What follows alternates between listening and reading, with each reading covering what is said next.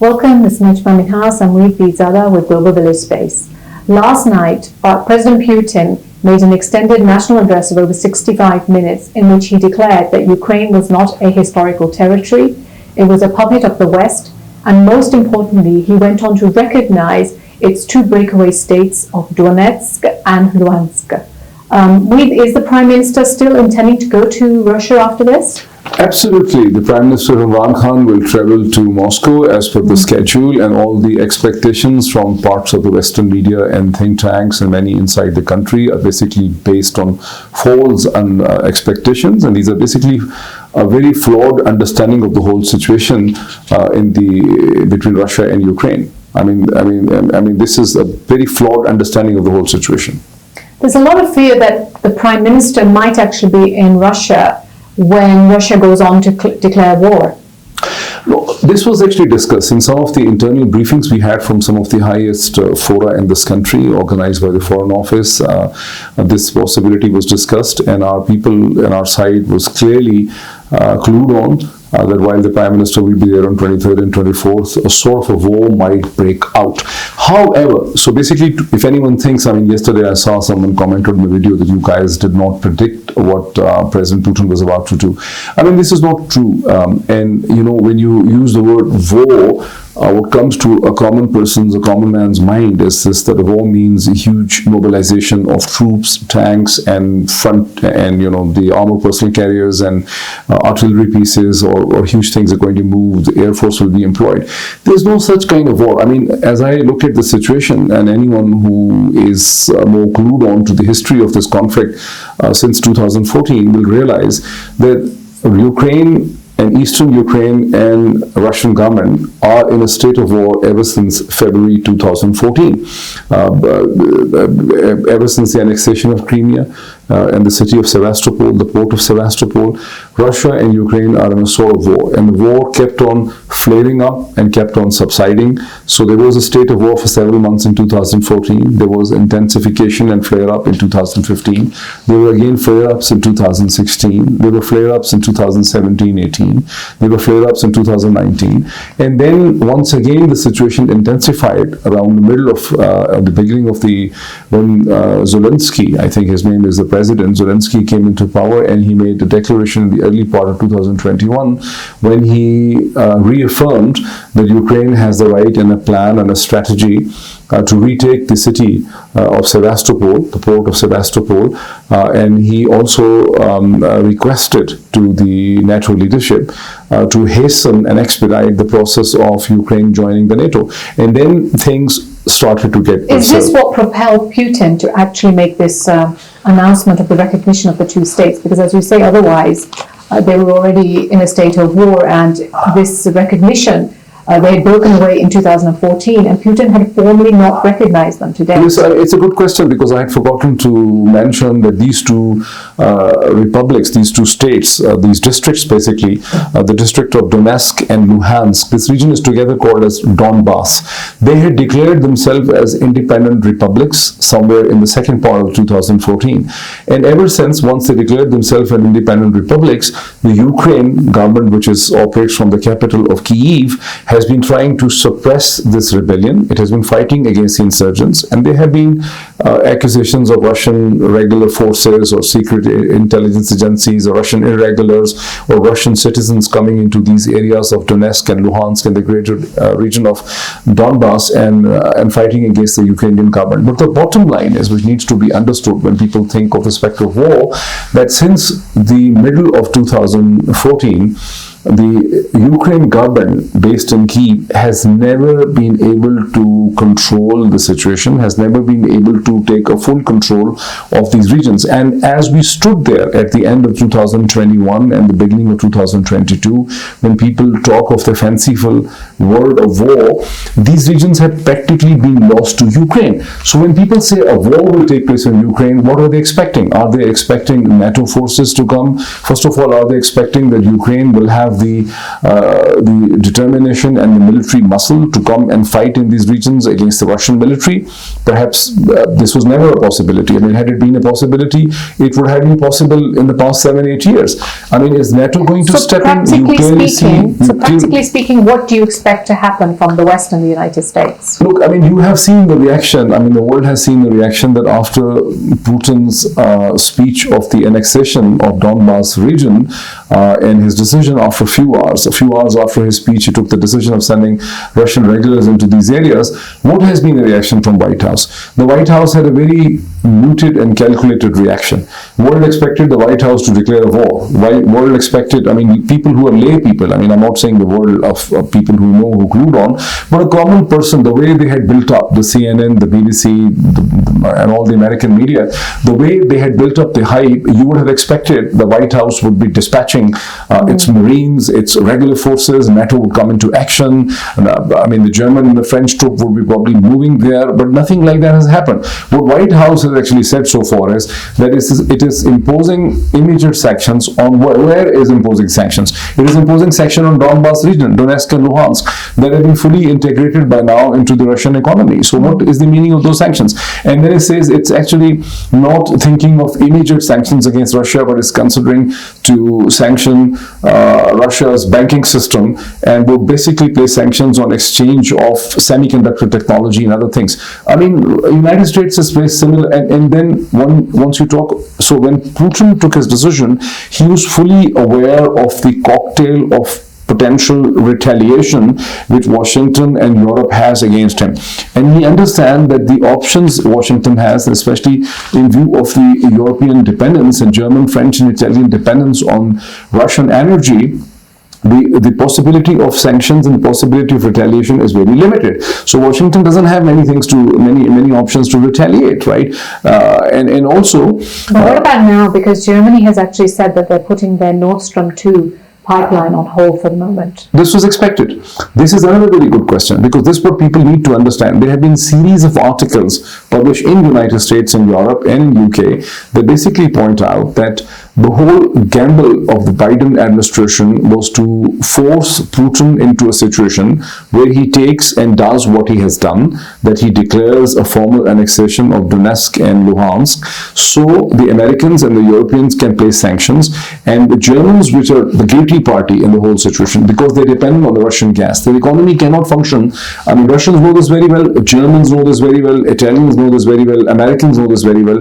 So Americans wanted... So sorry, I'm just trying to understand here. You're saying that the Americans were pushing and they wanted Russia to declare the recognition?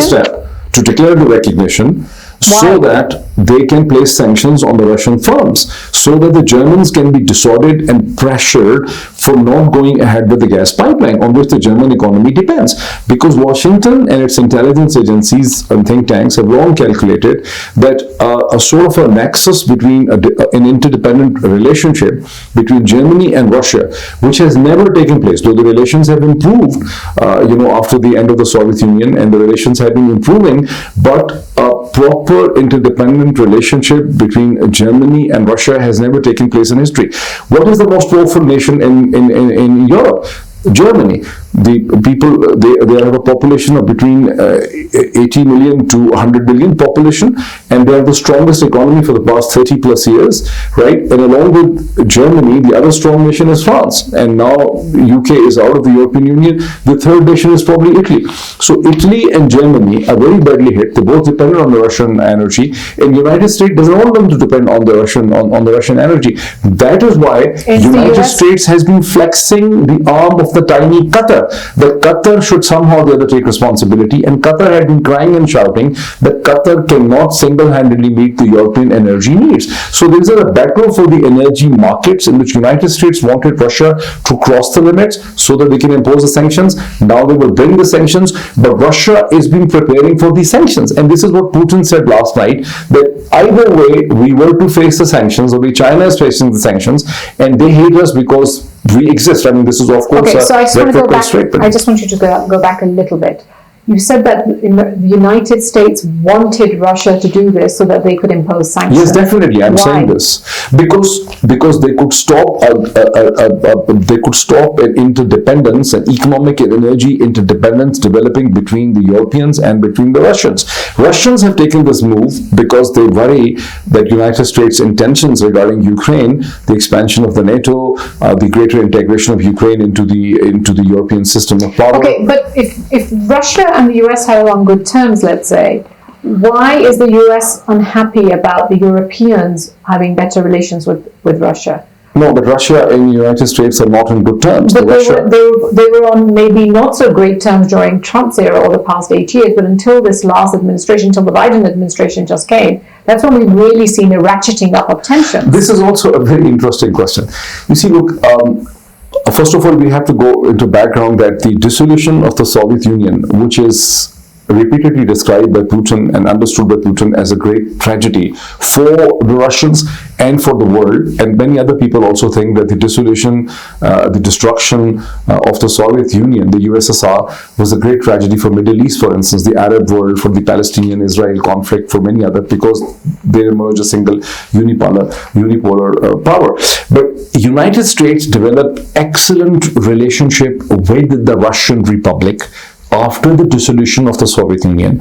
United States played a facilitation role in the dissolution of the USSR. And between 1991 till 2004, when Putin became strong within Russia, United States maintained very cordial relationship. And so was the relationship between Ukraine and Russia. So under Russia's pressure and persuasion, Ukraine decided to denuclearize itself under the Budapest Pact or Budapest Memorandum in 1994. And in 1999, there was a European Security Pact or agreement between Russia, in which Russia guaranteed Ukraine's territorial integrity, sovereignty, and so on. So relationship remained hunky-dory till something happened in 2004. Now, the people would not remember what happened in 2004. The 2004 is the year of the Orange Revolution, when the pro-Russian government was kicked out by collecting a crowd the way we collect crowds in D-Chok. I mean, in fact, we in this country have learned collecting the crowd and making them march toward the Prime Minister House on the Constitution Avenue precisely from the Americans, from the Rose Revolution and the Orange Revolutions. So the Orange Revolution kicked out a pro-Russian president, and they tried maximizing the European and the American influence, principally American influence inside Ukraine, which was again had an interruption because Russia kept on fighting that influence battle till 2010, when it was able to bring its own choice president, which is the pro-Russian president of let me rename him, Viktor Yanukovych. They're two similar sounding names. Viktor Yushchenko was the pro-European and Viktor Yanukovych is the pro-Russian. So when they brought him back, things again improved between Ukraine, the United States and Russia momentarily, principally.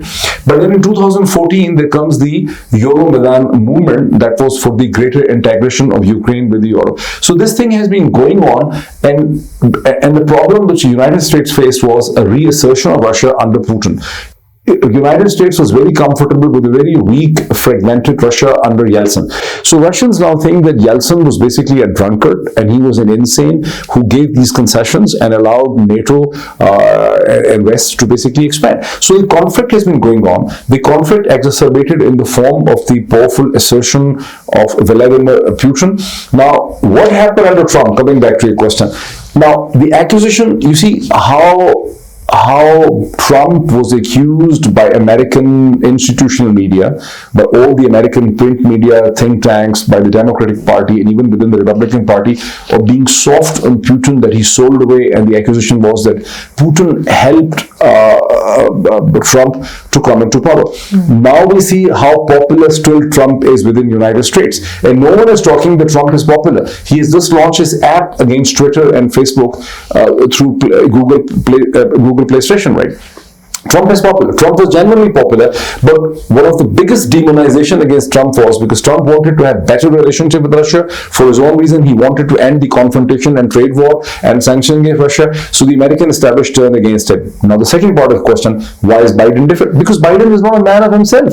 Biden has been an institutional man ever since he came into existence, into politics from early 1970s, and now it's more than 50 years. He has always been State Department's man. He has always been Senate committee's man. He has always been CIA's man. He doesn't have any ability to shape an agenda of his own. Look how he is treating Pakistani Prime Minister. How Trump ultimately overcome the institutional resistance and embrace Imran Khan in a very warm fashion. And how Biden, being the institutional man, being the weak president, one of the weakest US president in recent history is Biden. So Biden is unable to take any decision on his own. Look how weak his reaction is after making noise on the issue of Ukraine for so long and against Putin. What a mute, weak reaction he has shown in the past 12 hours. Well, it's not new because, Obama was very famous for never reacting to the red lines that were crossed at the time. So I want to bring it a little bit back home now. So has there been a formal statement or anything released from the Foreign Office on our side, Pakistan, as to what happened yesterday, as to their reaction? I was part of some of the meetings in the past several days, and I saw a bit of a discussion that what are the advantages and what are the disadvantages of actually going to Moscow at this time. Everyone realized that there's possibility of a so-called war and hostilities and conflict. But one thing was clear, that at this particular moment, if Pakistan turns down, expert after expert foreign policy people reminded the other key officials or important people, decision makers, that we were always a C category country for Russia. From 1951 onward, when the first Pakistani Prime Minister Liaquat Ali Khan spurned, rejected and refuted the Russian invitation, perhaps from Stalin at the time, and went on to visit Washington, while Washington and United States had not first extended the visit invitation to Pakistan, and they had Harry Truman was the president, and he extended the invitation to the Indian leadership, right? So the way Moscow is. So Moscow saw this as a deliberate insult. And when Liaquat Ali Khan came back from Washington, he tried his level best through emissaries, through different kind of things, to re-obtain a visit invitation from Moscow that never came. So Pakistan was always on the wrong side of Moscow. And now, since Pakistan has worked hard to establish a relationship of trust since almost 2012-11 onwards. In fact, you can go back and you say that 2006-7, Musharraf met President Putin in Moscow, and they had a more than 4 hours long discussion, which was very frank, very honest, but Putin did not visit. Then Zardari tried his level best, and Putin did not visit Pakistan. So relationship the way Russia is structured, like Chinese, the relationship has been improving in small steps and bits and incremental process. At this time, if because of the American pressure from the media and situation in Ukraine, if Pakistani Prime Minister would have decided or would have cancelled, tried rescheduling, it would have been a major insult and affront to Moscow. And Pakistan doesn't want to do anything stupid and silly. The Pakistani Foreign Office is looking towards a long-term relationship. It is looking towards a relationship 10, 15 years ahead. It wants its relations to improve. It wants Pakistan to become from a B category country in Moscow's calculation into an A category country. In the last video which we discussed, I also told you that we realized that Russians have pleasantly noted that Pakistan declined the democracy summit being conducted in the beginning of this year by Washington. They also realized that Pakistan declined this because of close strategic relationship with China, and since Taiwan was invited there, and the whole summit was against Russia and China on the pro-democracy thing. So they thought that Pakistan has shown some degree of independence, autonomy, and spinal cord. Russia and China and Iran, they all want to basically see that does Pakistan has a spinal cord. Many people in Pakistan budge very quickly to the Western pressure. Pakistan is not taking any position against the United States, against the West. It is just exercising its own autonomy. What about the Indian response so far? Have we seen anything from them? I didn't respond to the fact that Pakistan did not issue any other new statement. I'm sorry. We haven't seen any evidence of Pakistan making any Foreign Office statement. I haven't seen, maybe there is, but I haven't seen a Pakistan Foreign Office statement after Putin's declaration of annexation. I think the reason is this. My understanding is the Pakistan Foreign Office and Pakistani government doesn't want to do anything that hints of any situational change. It doesn't want to make any judgment on the situation till the Pakistani Prime Minister meets President Putin. Whatever reactions, comments will come, Pakistan will issue a press release. I don't know whether the press release has been issued, but perhaps if it has not been issued, in the next several hours, Pakistan Foreign Office will issue a press release on the Prime Minister's trip. Now, it's very important to see when people in Pakistan think that why the Pakistani Prime Minister is going, look at the kind of reaction that India and China, especially India, gave in the United Nations Security Council. This is actually very interesting, and I can actually read it out for you, and I would like my producer to show this on the screen.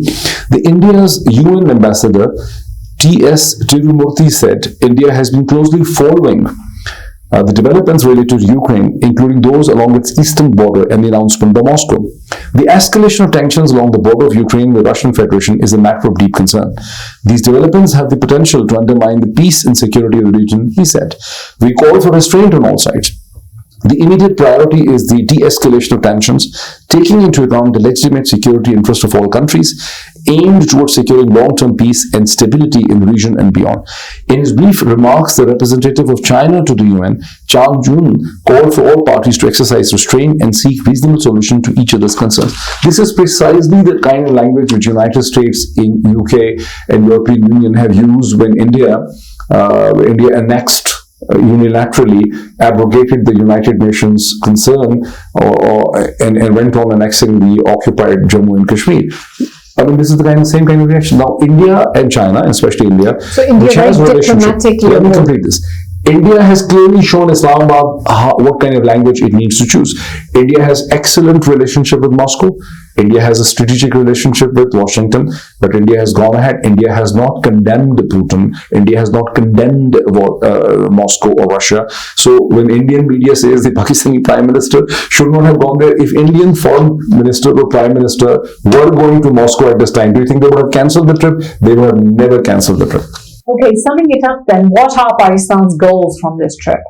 Look, Pakistan has some very clear 4 or 5 goals here. Pakistan's first goal is to consolidate and reaffirm its relationship, its nascent, warm relationship with Moscow, which has been growing for the past 10 plus years as a result of diplomatic exchanges, the visits of the foreign ministers, and also the military exercise between the special services groups on both sides, the Druzhba exercises, which have taken place in Pakistan, in Russia, and in Central Asia. So the second Pakistan wants to expand its diplomatic space in Russia, in Central Asia. Pakistan's third goal is that Pakistan wants Russia's help in stabilizing Afghanistan in terms of ending sanctions on Afghanistan, ending Afghanistan's isolation. Pakistan's other concern is that Pakistan, as I mentioned yesterday, wants to have more regional connectivity in Central Asia, and Russia is the biggest single influence in Central Asia, and most of these republics still speak Russia. Russia is mostly the official language for conversation. Russia to these republics is what Russian languages to these Central Asian republics is, because I was in Dushanbe a few months ago and I've seen the unique language of communication in Central Asian republics is the Russian language, the way French used to be across Europe in the 19th century. Then Pakistan's concern is the gas pipeline, which is the south-north connecting gas pipeline that originates from Sakhar, probably in Sindh, and comes up to Kasur near Lahore. And Pakistan is looking towards almost $2 billion of Russian investment on very favorable terms in terms of return on investment. This would be less as compared to many CPEC projects. And also the transfer of technology, because let's not forget, many people would not be aware that in terms of gas pipeline structure, Russian firms and Russian technology is the most superior, because they are operating the largest of such, gas infrastructure.